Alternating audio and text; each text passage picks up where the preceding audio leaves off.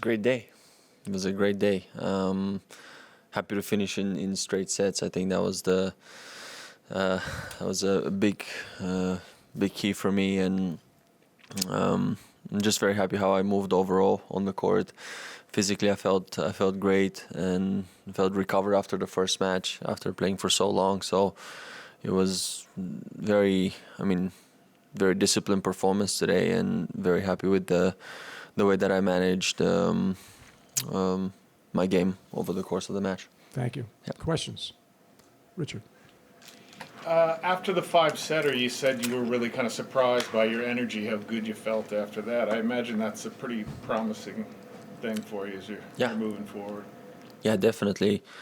And even yesterday when I was moving around and when I was feeling good just in the gym and everything, like I felt the body was recovering fairly quick. I had a good night's sleep. I was resting enough. I did everything that I could possibly can. So that also gives me quite a bit of confidence to come out and start throwing my body left, right, and center. And today I thought it was a very physical match as well. Of course, better in 3 sets and better than 5, but I had to really elevate my game a little bit more. 32, how much have you tweaked your workout, your gym sessions, etc., from when you first came on the tour? I'm better now than I was before. At 32, I'm lifting heavier. I'm like my body it feels stronger. Now more so than I would say 4 or 5 years ago. I have better results in the gym as well. So gives me a lot of confidence, and I think I've experienced quite good weeks overall this year on so many different levels. So it's been good. It's been very good, and I don't overthink any of that right now. I just do whatever I have to do, whether I'm on the court or whether I'm in the gym.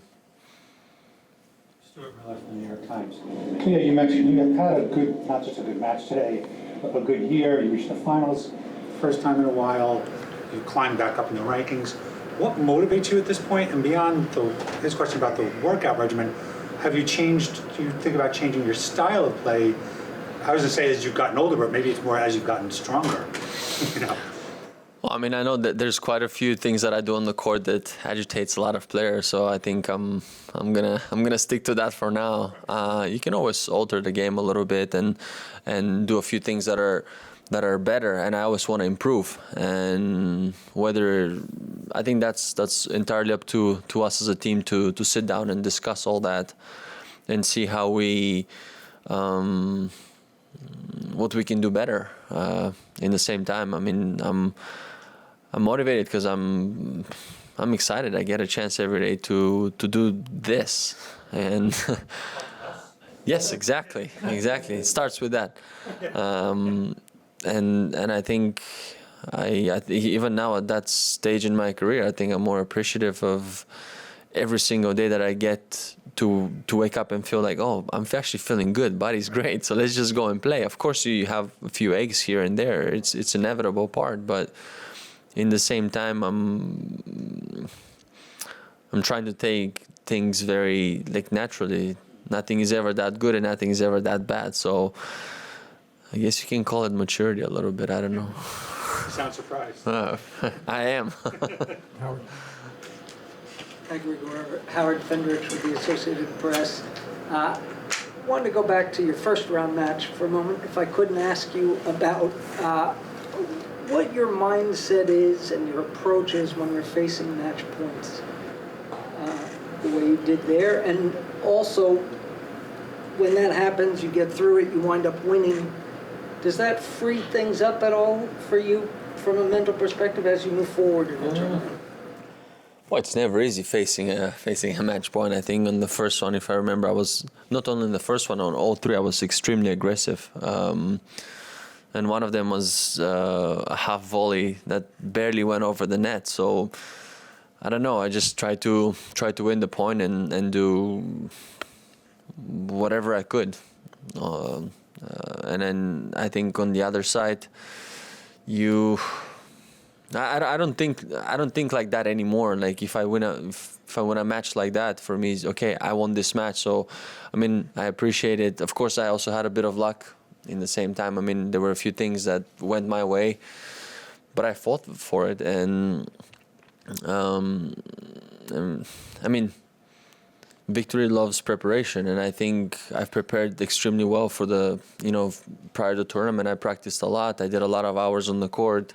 Did a lot of hours in the gym, so in a way I also felt, okay, if it didn't go my way,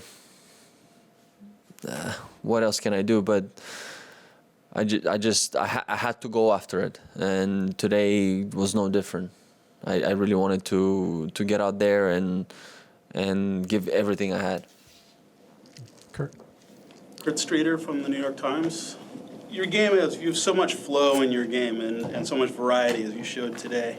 I'm interested particularly in the drop shot and how the drop shot has evolved in your game over the years, over the course of your career, and how the drop shot just on the tour has evolved as basically a weapon. Yeah. Well, a lot of players tend to go back. I mean, overall, and I think if you get the right moment to do the drop shot, it almost becomes like an easy shot to hit. So, but you need to follow the game very well in order to use that particular shot. I think there's players that use it out of desperation. There's players that are using it to change the rhythm. There's players using it to get a free point. There's players using it to get to the net. So there's so many variables of that particular shot. And for me, especially off my backhand side, I feel, because I play quite a bit of slice, and it's easier for me to do the drop shot on a very different occasion and maybe in a very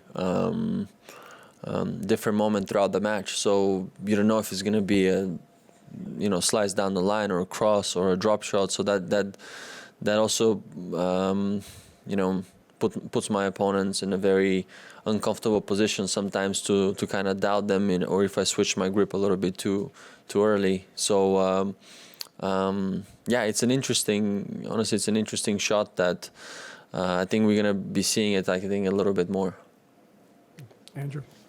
Andrew Jones, ESPN and Skate. Grigor, congrats on the win today.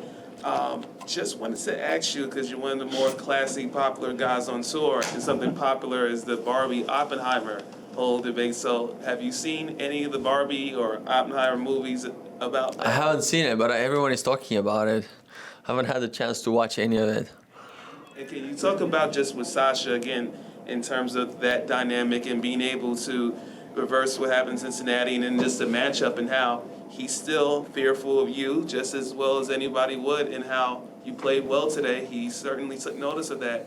Yeah, I mean, of course, he's an amazing player. I mean, of course, we played quite a few matches, and yeah, the last couple of times that we played against each other, he got the best of me.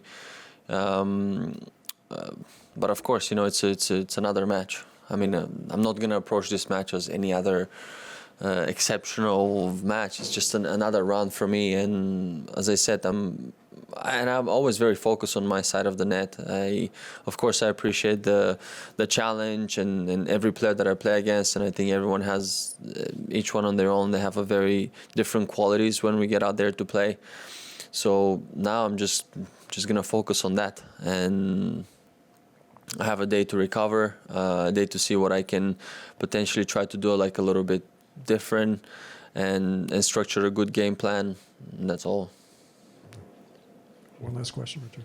We talk about Roger, we talk about the Grace, Rafa, the bullfighter. What do you think your identity has been on the tour? How do you think other players look at you? I don't know. Let's do a survey. I'm very curious. That's actually a very good question. I don't know. What do you think? Graceful, athletic. That sums it up. You all right with that? I'm okay for that, but let's see what everyone else has to say.